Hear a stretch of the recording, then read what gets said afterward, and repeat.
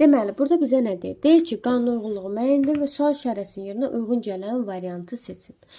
2 operator, A operator B-nin qiyməti buna bərabərdir. Bu tərs operatordur. Tərs olduğum hardan bildim? AB içində nə var? Tərs BA. Tərs operatorlar isə işləməyin ən rahat yolu normal qaydada 2 operator 8-i tapıram. Amma burada fərq nədir? A nədir? 2-dir. B nədir? 8-dir. Mən bir də bunun tərsini yazacağam. 8 operator içinə yazacağam. İndi burada A8, B2-dir. Ayrı-ayrılıqda hər ikisini müəyyən edirəm. İlk öncə 2 operator 8 bərabərdir. Yerinə qoyuram. 2 vurulsun B, yəni 8 operator A, yəni 2. Çıxaq A 2 plus 2 vur 8. Sonra isə ikincisini yazıram. 8 operator içini. İndi burada A'm 8 B'm 2'dir. Onda 2 vurulsun. B 2 operator 8 çıxılsın.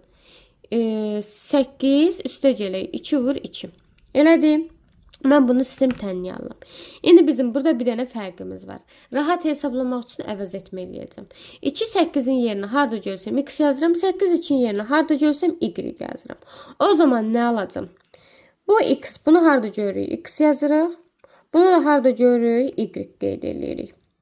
O zaman qeyd edirəm ki, x bərabərdir 2y çıxılsın 18.